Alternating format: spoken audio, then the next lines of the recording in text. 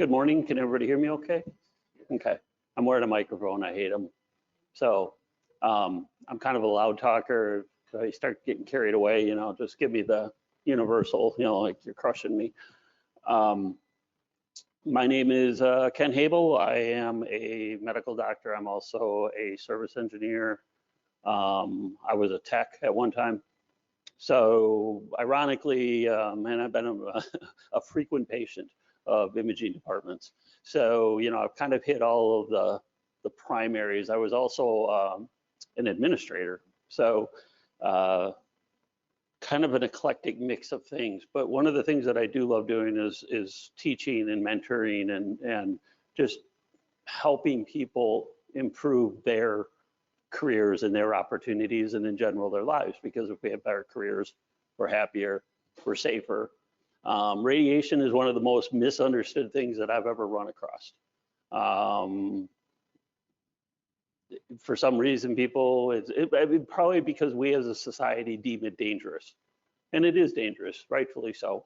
But there's been so much hype over radiation that we don't really understand it, we just fear it. And my job today is to help you feel safer doing your jobs.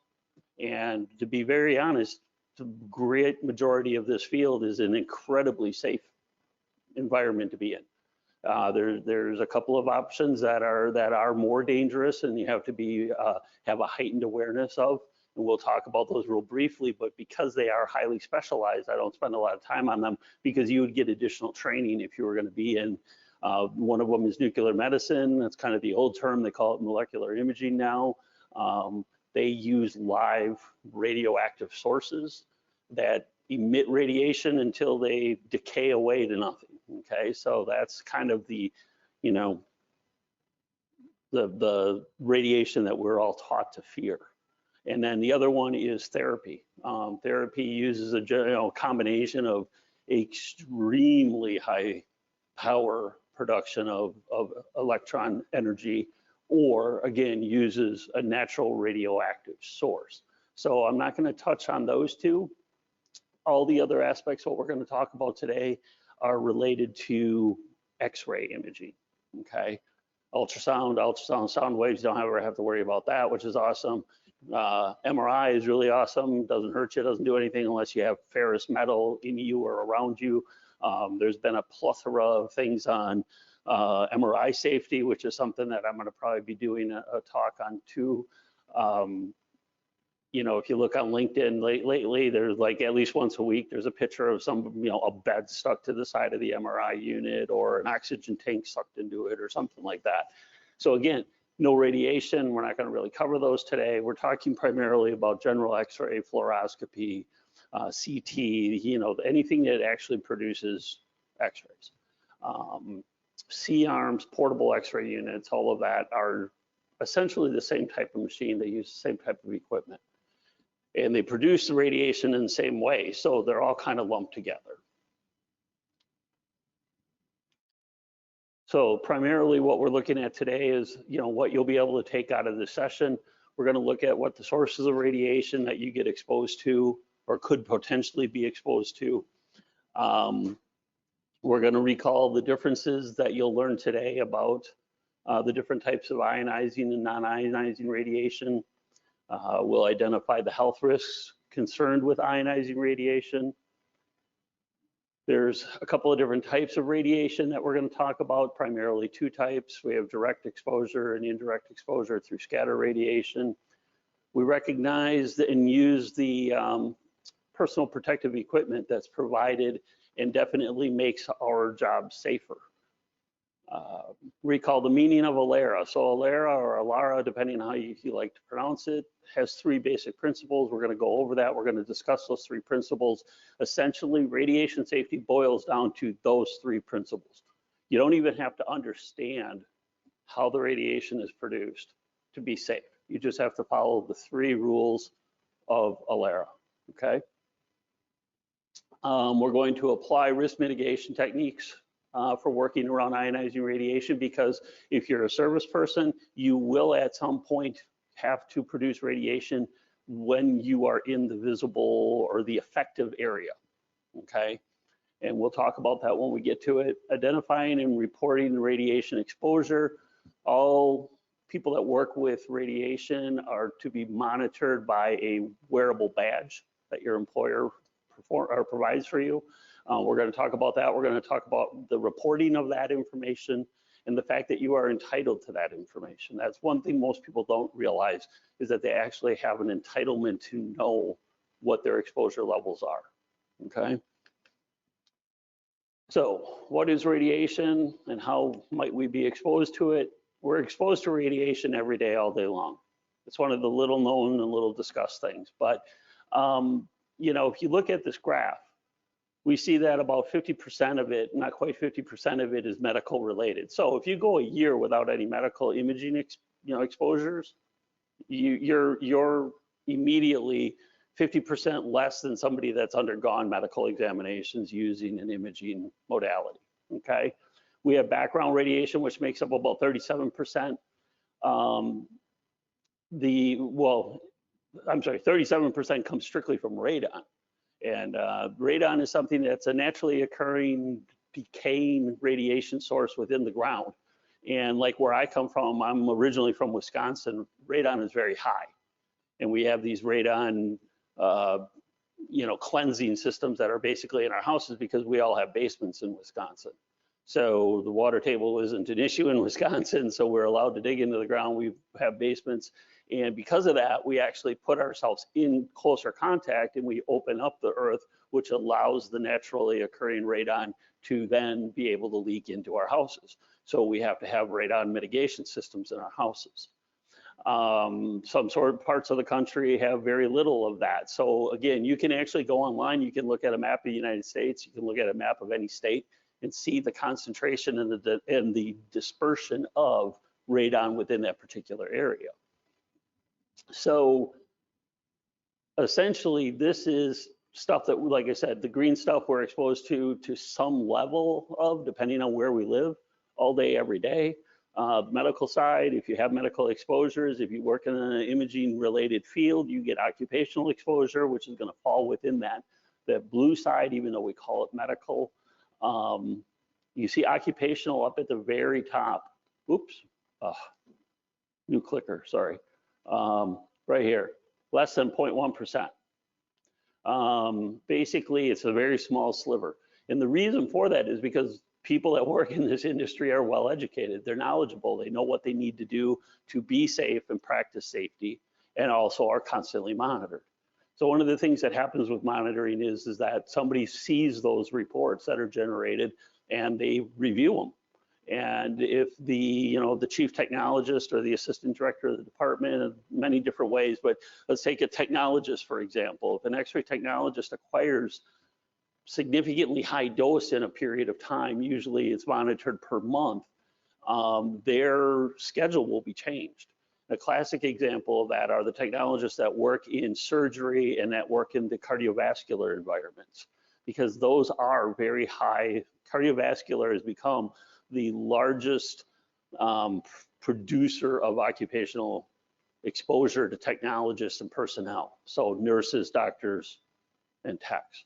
So, you know, a tech that works in there for too long gets too much exposure. We have to actually rotate them out. They have to sit out for a while so that they can lower their overall time of being constantly exposed.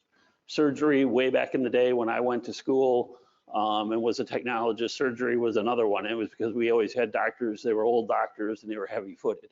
They would stand there on the button and they'd be talking about something. They weren't even doing the procedure and they'd be standing on the button, you know, releasing radiation.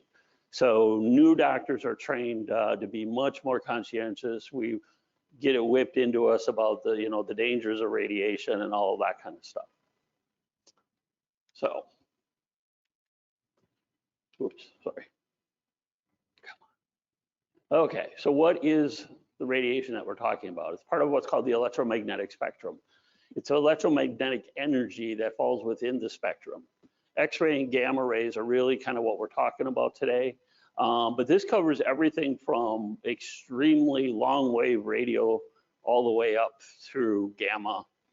And we can see that in the depiction of the pictures, but it includes like Wi-Fi, radiant heat, light, turn on a light bulb, the sun, X-rays, of course, and then gamma radiation where we see the Hulk. The higher the energy, the more dangerous it becomes to us. So we have the electromagnetic spectrum, which starts out with really long, massive waves that are very low energy.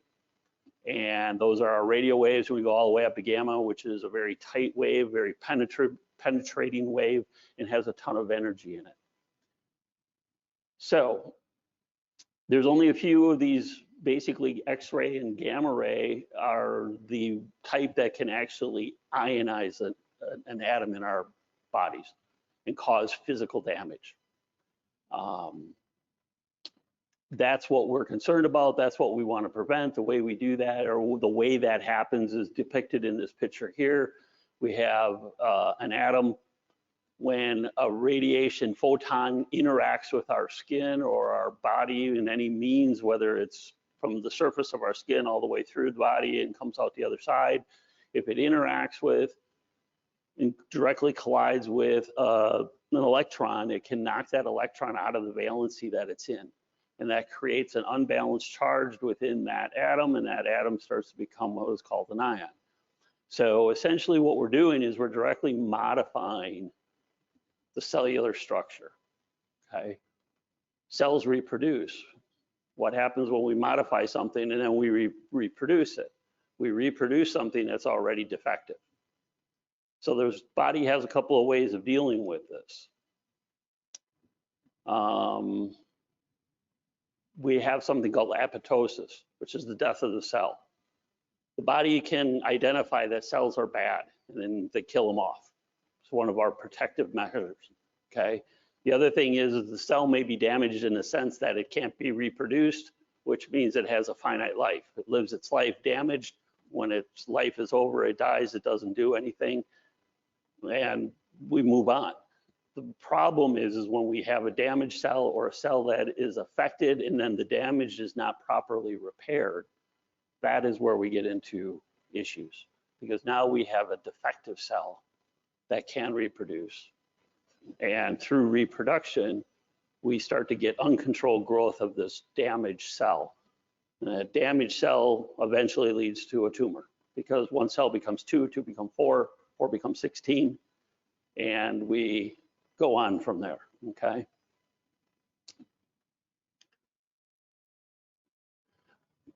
Ionizing radiation. We have two main types of ionizing radiation that we're concerned about too. One is long-term exposure. So this is what we're talking about as a service person in this field. You're exposed to little amounts of radiation every single day or every day that you work. The same thing when we go outside. You spend too much time in the sun, you're exposed to radiation from the sun. If you go outside every single day and lay out in the sun, you're going to get more exposure than somebody that doesn't do that. So again, it's related to your activities. That is occupational exposure. It's permanent. When you get exposed to radiation, we talk about our exposures over the course of our lifetimes. So this is not something that, like when I was talking earlier, say a tech gets exposed to a lot of radiation, we take them out of the room for a week and then we put them back in. It's not like they go back to zero. What we did is we took them out of that so that they're not exposed to the same amount of radiation every single day of every single week. Okay, so this is an accumulative thing. Your body accumulates exposure risk, and the older you become, the higher that risk becomes.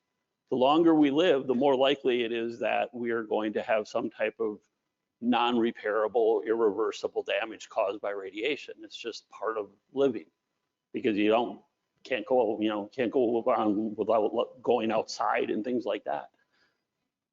The other type is acute. Acute exposure it's an intense, very high amount of radiation over a very short period of time. This is what we all fear. This is what happens when you drop an atomic bomb, or this is what happens when a nuclear reactor melts down and people have to go into that building to try to keep it from decaying worse and blowing up more, or whatever is going to be the situation. We have Chernobyl and Fukushima and a couple of other places where this has occurred. And those people, same thing, there's been incidents with different navies around the world. because we have nuclear reactors powering submarines and things like that. The people that have to have the ability to service those when something horrible happens are literally choosing to die to try to solve the problem, because they are going to go and get a level of exposure that nobody can possibly imagine. Okay, so we don't worry about that in this realm. We won't be dealing with that. The exceptions to that is on a very tiny scale, nuclear medicine or molecular imaging, again, where you're dealing with a true live radioactive source. If you sat there with that source in your lap for days, you would get a slow acute exposure. The other thing is therapy doses. If you went and you opened up the compartment that stores the radiation that's used for therapy, that would give you that type of an exposure, okay? Those are not things that the average person can do. It's not that like literally, I couldn't walk into a hospital and go do that. So like you said, the likelihood, very small, very unlikely, but it exists. So how do we make X-ray radiation? We use something called an X-ray tube. It's really simple. We have an electron producing element. We produce, essentially it's a filament. Think of this as a really fancy light bulb. Okay, we have a filament. When we energize that filament, we cook off electrons. Those electrons then, through very high kilovoltage, get thrown across the gap and create a big spark. They actually cause an arc. And that electrical arc slams those electrons into something called the anode. The anode is this object right here. And when we do that, we liberate photons. Photons are what X-ray particles actually are. When Rankin, just first of all, Rankin isn't the only guy to ever he's the guy that gets all the credit. And I don't mean to ever take anything away from him because he's one of my heroes, but many people were experimenting with tubes and producing X-ray radiation and didn't have any idea that they were doing it. Rankin happened to be the guy that realized what he was doing and was able to repeat it and demonstrate it. And once he was able to do that, then it was like, okay, you're the father of X-rays. We call them X-rays because we couldn't see them, we couldn't smell them, we couldn't taste them. They were they were the phenomenon of the unknown. So unknown ray became X-ray. So we produce X-rays. X-rays actually come out of the tube. They would come out all over the tube, except the tube is designed with something called a port. It's where the X-rays actually come out of the tube, okay? That is the area that's going to be pointed down towards the patient typically.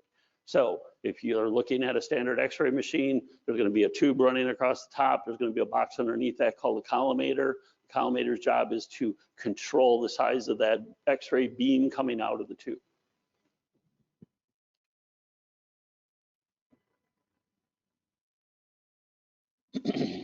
Types of harm. So classic example, the hand of an X-ray technician from a London hospital around 1900. Because we can't see it, feel it, taste it, there is no sense of being X-rayed. When we first started using X-rays, we didn't think about precautions. People put their hands in the beam all the time. So the X-ray techs were getting their hands exposed all the time. The doctors were getting their eyes and their bodies exposed all the time. And one of the classic examples of that is Clarence Daly. He was a glass blower and he worked for Thomas Edison. And he was actually Thomas Edison's best tube blower. So he worked very closely with Edison to make X-ray tubes for a fluoroscopy machine. Now, the difference between an X-ray machine and a fluoroscopy machine, they're one and the same. The difference is the type of exposure that's made. If you think of an X-ray machine, simple click exposure. You push the button, it's like a camera. Push the button, you hear an exposure, click, X-rays are produced, X-rays are turned off, and the image is created. Fluoroscopy is like a video recorder. You press the button, it starts recording. So with fluoroscopy, we stand on the switch or we hold the switch down with our hand. And as long as we're holding it down, we're producing X-rays, and then we stop. So like I said, when people in surgery, we call them heavy-footed doctors, they would stand on the exposure switch, releasing the X-rays constantly, even though they might be talking about the MMA fight that happened or whatever, their kids, you know, in school or whatever. Back to Clarence Daly. He was a glassblower. He worked for Thomas Edison. He was helping Edison make the Edison fluoroscopy unit. And because of the constant day in, day out work, I mean, literally, this guy was obsessed with this. He would work 7 days a week. There were times where he would work over, 100, 120 hours in a week. And he would be exposing himself literally to radiation that entire time. So he ended up having hands that looked way worse than this. They ended up amputating his hands, his forearms. They ended up amputating both of his arms up to his shoulders, and he still died of mediastinal cancer. So he was basically irradiating himself from the waist up, day in and day out, over and over and over for years. Yes? Mediastinal, so the mediastinum is the space in between your lungs. It holds your heart, holds your trachea, it holds your esophagus, all of that good stuff. It also holds all the nerves and blood vessels, basically, that go to everything else. So the blood vessels that come, off of our heart, the aorta that goes down, that all falls within the mediastinum, okay?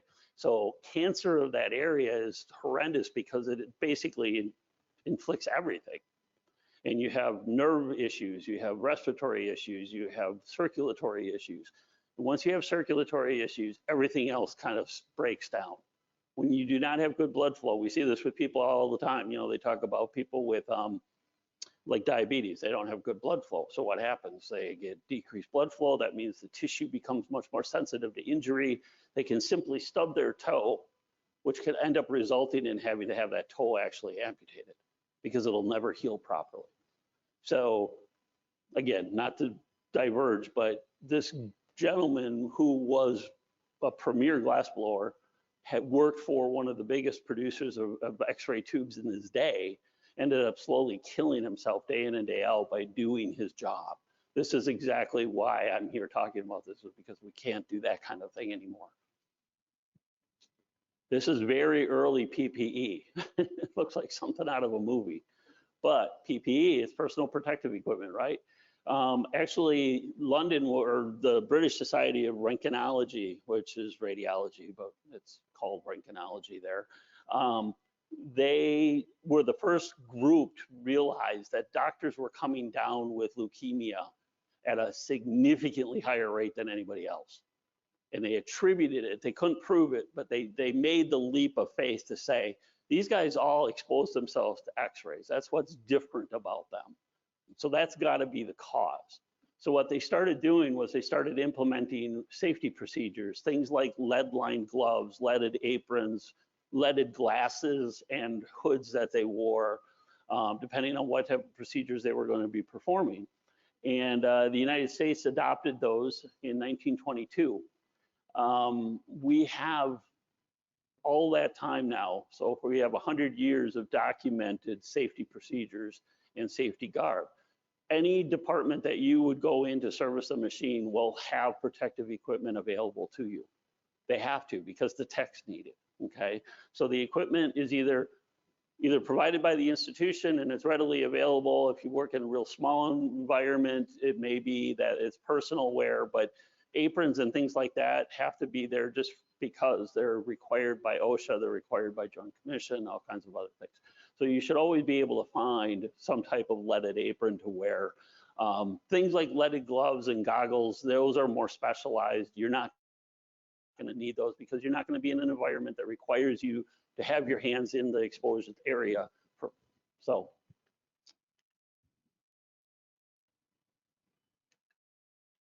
Okay, so Alara, my favorite thing.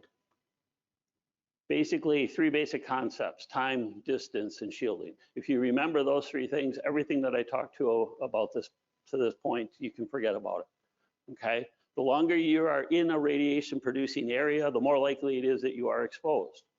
Common sense. The closer you are to something that produces radiation, the more likely it is that you are exposed. And then how you can prevent yourself from getting exposed is by using shielding. Okay, so if you have shielding on, you can stand closer to something because the shielding is taking away the ability of that radiation to hurt you. So we're going to break these down and go into it a little bit. Time is the first thing. Basically, the longer you are exposed to a source, the greater the likelihood and the degree of exposure that you're going to be receiving. So professionals that work within an environment where there's live radiation, you'll notice that they always try to stand a certain distance away. Technologists and doctors are taught the 6-foot rule. We want to be 6 feet, so we all use our arms. So if you ever see somebody walk out and just go like this and then kind of scoot over, that's basically what they're doing. Is they're creating a 6-foot distance from the X-ray source, which is the tube. Okay, the tube again is where the X-rays are produced. That's the beautiful thing about X-rays. They're produced in the tube and only in the tube, and they're only produced when we actually make an exposure. So I don't have to worry about it when the machine's not on. If the patient's not on the table and things aren't happening, you can go right up to it. You can kiss the machine if you want. I wouldn't recommend it, but you can do that, and you're not going to get exposed to radiation. You're going to get exposed to a whole bunch of other stuff, but it's not going to be radiation. So time, that's the number one thing. Don't be there any longer than it takes to get the job done. You know, don't dilly-dally. If you're going to dilly-dally, do it in an area where you're not close to the machine. Distance. So the closer we are to the radiation source, the more exposure we get. It's called, I'm going to go into it next, but there's something called the inverse square law. It's a great scientific thing that brings math, which we all love so much, into it, but it makes it very simple to understand. Another example is the closer you sit to a fire, the warmer you are, correct? So if you're a foot away from the fire, you feel more heat than if you're 4 feet away from the fire. So if you're sitting close to a fire and you get warm, the first thing you do is you get up and you move further away from it. Same thing with radiation. You know, the difference is you just don't feel it. So there's no sensory perception of it, but it applies exactly the same. And why is that? The heat that you're getting off that fire is actually in the electromagnetic spectrum. It's a radiant heat source. It's actually heat that's being generated through the consumption of something, and it's producing heat that you feel. The inverse square law. So again, fancy scientific way of physical quantity versus distance. So if I use hypothetically, the X-ray tube was 1 foot away from me and I made an exposure of myself, I would get 4R, we're gonna say, okay? If we move 2 feet away, so we doubled our distance, we're now down to 1R. So you double your distance, you reduce your exposure 4-fold.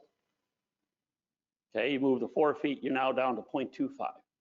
So again, the further away you are, the safer you are, and it's inversely proportionate. Every time you double your distance, you reduce your exposure 4-fold. The opposite is also true. If you move closer to something, you're increasing your exposure 4-fold. So we like to always think of, you know, human beings are funny people. We like to always think of things only working in one direction, and it never is that way. There's always an adverse opposite, you know. For us, we want to increase the distance. We want to be further away. Let's say you can't be. Let's say you have to put a monitor into the middle of an exposure field, and while it's being exposed, you have to wear the right equipment to protect you, because you are increasing your exposure level 4 times every time you have that distance, okay? So again, this is where PPE becomes so important. Does everybody get this? I don't want to bang on it too long, but it makes sense, okay? Shielding is the other thing that I just mentioned. Shielding is what we need to use to protect ourselves. Number one type of shielding that you're going to encounter in the service and maintaining of equipment is lead. You wear lead to keep yourself safe. The other thing is the machines are actually lined with lead. The X-ray tube is really heavy. The reason it's really heavy is because, one, it has a bunch of oil in it to keep the tube cool. The other part of it is it's lead lined, because we don't want radiation going all over the place. We don't want X-rays flying around the room. We want X-rays coming out of a port only. And one of the ways we do that is we line the whole tube with lead, okay? Collimators are lined with lead. Other different devices are lined with lead. If you work on CT, sometimes there's actually lead in the detector areas that shield sensitive electronics. because we don't want those electronics getting exposed. You know, imagine taking something super sensitive and just laying it out in the sun all day, every day, and letting the sun beat on it, okay? It's not good for electronics, we know that. Well, essentially that's the same thing that's happening in an X-ray system or a CT system. So you will actually find little strips of lead laid over very sensitive pieces of equipment. The biggest thing is when you're servicing something, you never ever want to remove that, okay? Those lead strips are paramount to the protection and the function of the device. So if you remove that, you now changed not only the longevity of the part that's going to be replaced there, but you're also going to affect the function of it, because that part is going to be inversely impacted by the function of receiving the radiation. Lead is also used for gamma radiation. There's a lot more lead though. So again, higher energy, more penetrating. The more penetrating you have, the thicker of something you need to stop it. So if you ever have the opportunity to walk into what's called a hot room, which is a room where the molecular imaging technologists actually draw up the radionuclides and stuff, you will literally see brick-sized pieces of lead. And what they do is they stack them up and they form a little area that they work in. So the radionuclides are actually kept in this little cavern of lead bricks. And I mean, seriously, they are the size of a brick, but they're just solid, pure lead. And that's how much difference there is between a flexible piece of lead that's woven into a vest for X-ray versus a brick for nuclear medicine. So the X-ray beam, whenever technologists take an X-ray, they do what we call collimation. Okay, the collimation is not there for any other reason but safety first and image quality second. Okay, so what we're going to do is, if I'm going to X-ray my hand, I'm going to lay my hand down. We're going to actually cone down to the size of my hand. We're going to use the collimator, which has adjustable blades in it, and we're going to literally reduce the exposure field to be no bigger than the space of the item that's being, imaged. So it's something that, as a technologist, you actually take an oath to, that there's no overexposure of unnecessary tissue. Okay. Here we see a gentleman or somebody with their leg on the table, and the light beam shows the radiation field. That's another beautiful thing, is light and radiation are both made of the same electromagnetic particles, essentially. So when we have a light source in the collimator, it projects down, it shows us exactly what the exposure field is going to be. Okay, when we're servicing machines, we want to close those collimators down as much as possible. Again, they're lead lined. So if we have to make an exposure, say we're putting a new tube on a system, we have to heat the tube up. Okay, it's part of the calibration process. We got to heat the tube up, so we have to make a bunch of exposures. Usually, all the manufacturers I've worked for, they actually tell you, take a lead vest and lay it over the tube, okay? Or they give you a lead kit that comes, as a service tool, that you put lead down over the port of the collimator or the port of the tube, and you make a bunch of exposures. The reason you're doing that is because we're not trying to record the radiation. All we're trying to do is produce enough X-ray and enough heat that now we can calibrate the tube as though it will function when it's being used. So we talk about collimating down to the smallest part possible. We're basically doing the same thing the techs are doing. The techs are doing it because it improves their image quality and because they don't want to expose anything that isn't necessary. We're doing it to protect ourselves and not to let radiation just go flying around the room every time we're making exposures. Occasionally, we need to make exposures while adjusting the system. Again, this is getting rarer and rarer, but we still do have to do it sometimes. That's where your PPE comes into play. That's also where the three things of OLARA come into play.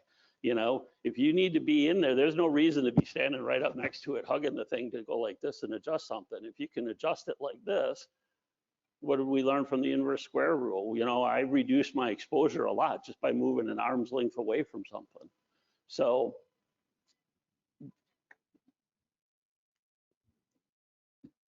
The second type of radiation that we need to worry about is scatter radiation. So whenever we irradiate something, we have the likelihood or probability of creating scatter radiation.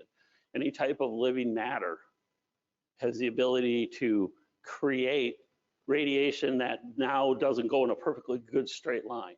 So we have the tube here, we have the patient here, and we have the detector here. Okay, we shoot down through the patient, we hit the detector. What happens if we interact with something in the patient's body?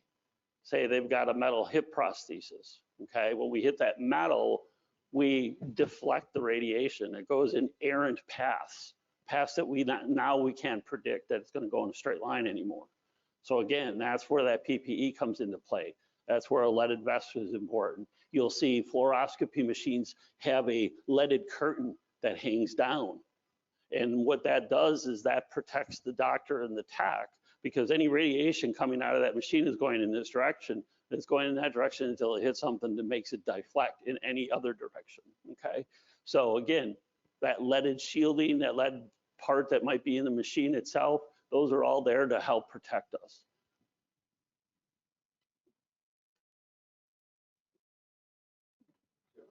Yes.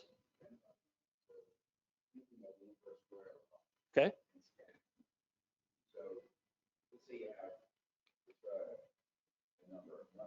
Mm-hmm.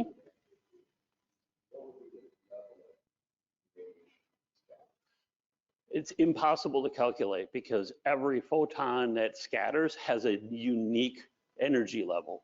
So the harder the surface it interacted with, it's going to deflect or reflect that in a different projection, but it's also going to absorb a certain amount of its energy. And so that's kind of the worst thing that can happen is, you know, when we create X-rays, we do it under a very controlled, I may have double clicked and missed a slide, but there was a slide that talks about, you know, how we actually produce and what we do is we set a we set a kilovoltage scale, we set a milliamperage scale, and we set a time scale, okay? So we have voltage, we have amperage, and we have time. So that's how we calculate how much radiation is going to be produced. Now, when we do that, we know what the optimal amount of radiation is going to be produced, but there's going to be some radiation that's produced at a less than optimal setting. So we already aren't perfect, and that's radiation going from here to here. Now you take that radiation, you go from here to here, and you interact with something, and that changes everything about that moving photon. How much energy it has, which direction it's going, so on and so forth. Yes, sir. It'll attenuate, it's actually attenuating, so I don't want to get overly in depth in it, but it's actually attenuating from the time that it's produced to the time that it's received. It's actually, air is the best attenuation source that we have. Why? Because in air are whole bunches of just slews of molecules, okay? And all of those molecules are creating friction. So the unique thing about an X-ray photon is it is an inert thing. It only has, I don't even know how to say it.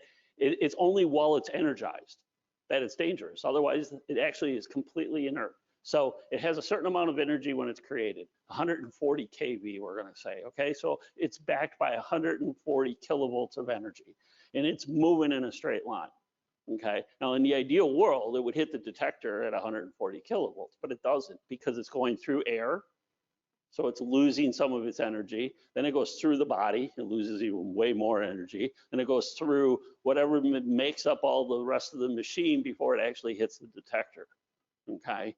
So it's actually gone through a lot of things in a very short period of time. But all of those things take the radiation power level and immediately start dropping it. We like really high powerful and, you know, photons because they're more likely to just go right through something, okay? So the least chance of interaction, perfectly straight line right through the body, okay? Now we have low energy X-ray beam. It's going to come along. It's going to decrease in the air because it's bumping into all of the molecules in the air. It's then going to go into the body, and it's going to bump into even more things. The worst thing is that's never going to come out, okay? So we don't really want that. We want energy that's going to go in and out of the body, and we want it to go in as straight a line as possible. The energy that we're talking about right here is it goes in, it hits something, now it goes this way, okay? And you literally have to measure scatter radiation all the way around in order to understand the different power levels, the different deflection angles, all of that. So what we do is we say, we're not gonna, the importance of that isn't relevant to the exam, which is why we're here in the first place. It's also not really relevant to whether the machine is properly working or not, because it has to be working in order to produce radiation before we ever even get to scatter radiation, okay? Scatter radiation, the number one thing that causes scatter radiation is a human being. So don't ever, ever, ever put anything of yourself into the beam. It's actually illegal to do so, okay? It's also just incredibly dumb to do so. You're exposing yourself unnecessarily. So not to get out of my soapbox, but this is actually a prescribed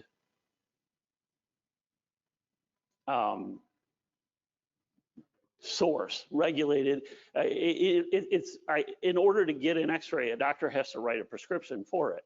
Okay, so if ever, there was a day when you went and bought shoes and you wanted to see how your shoes fit, you stuck your foot in a little X-ray machine. And you wiggled your toes and you could see your toes moving in your shoe, and you kind of knew if the shoe was fitting right or not. Okay, those days are long gone because they realized that they were unnecessarily irradiating a bunch of people. And it became something that became a controlled source and requires a highly educated person with a degree to be able to write a prescription for. So whether that's a chiropractor, a dentist, a doctor, it's not just, the shoe salesman down the street. So scatter radiation is the most dangerous thing because it's already low energy. If it hits something in a patient and deflect it out, and now it hits me, the chances of it going through me are very slim. And it's not because I'm a big guy, it's just because I've taken tons of energy already out of that photon before it gets to me. If I have a lead vest on, it isn't gonna hit me, it's gonna stop at the lead vest, okay? So the difference with the lead vest is that we're not protecting ourselves as though we were standing in the beam. We're protecting ourselves from this lower level energy that's gonna become scatter radiation from whatever we're X-raying. So that's a real key thing too. Yes, sir.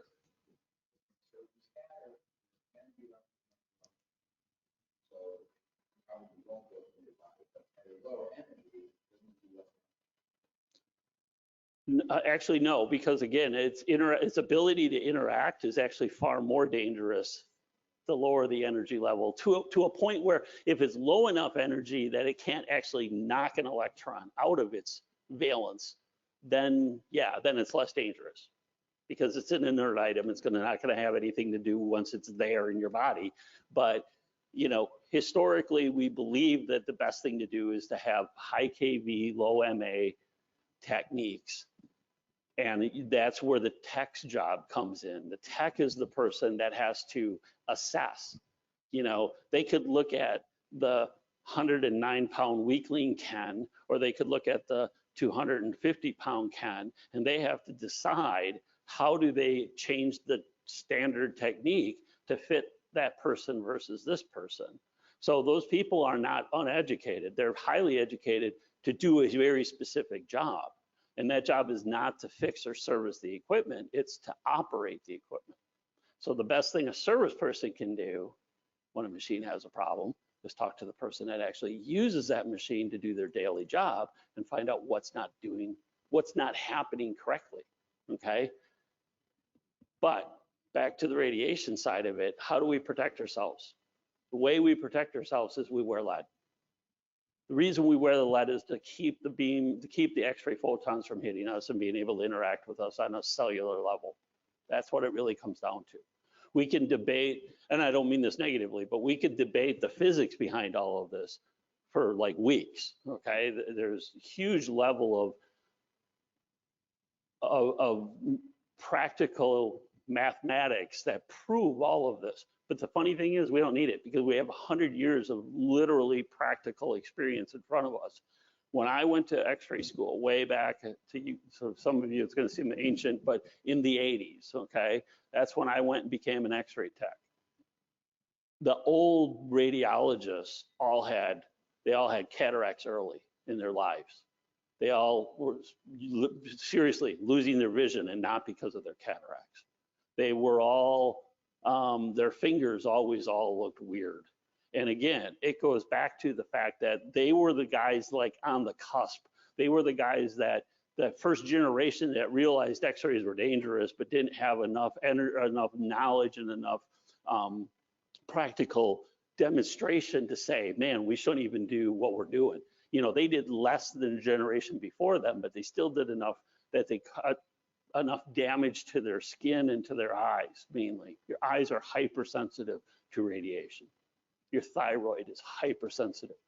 They actually have a special shield made to go around your neck. It's called a thyroid shield.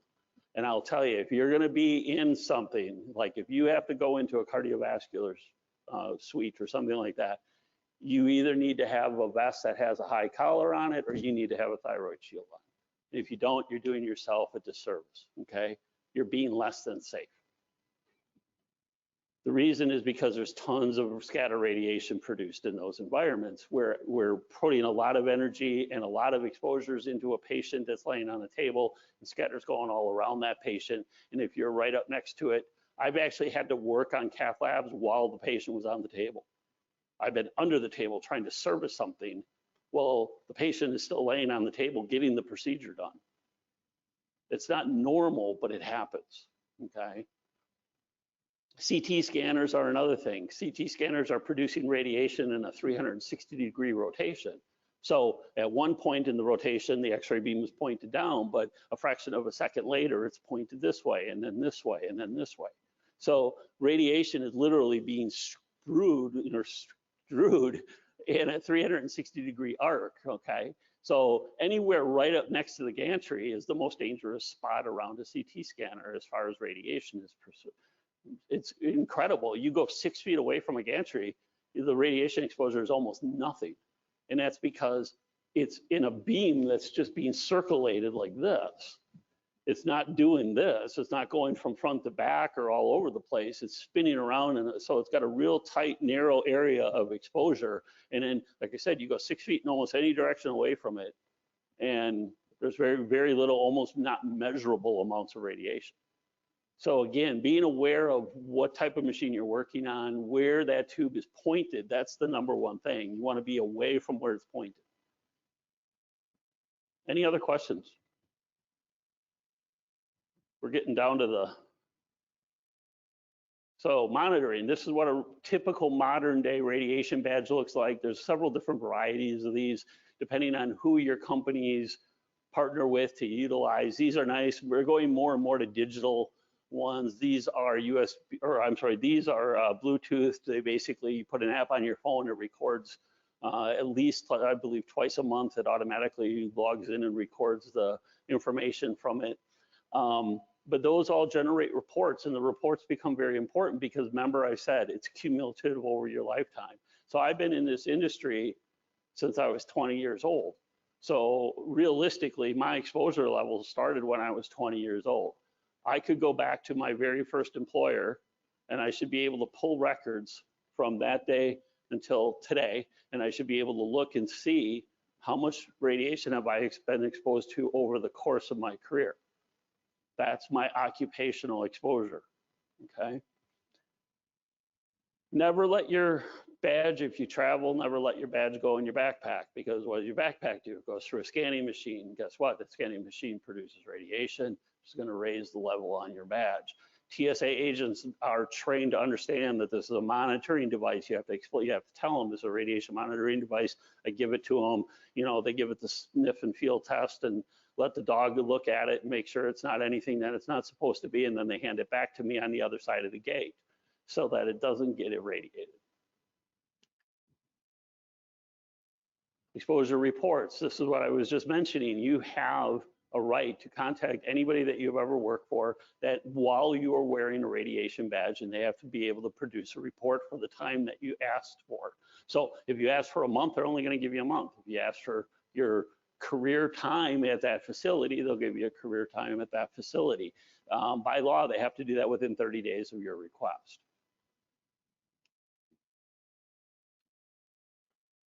Key takeaways.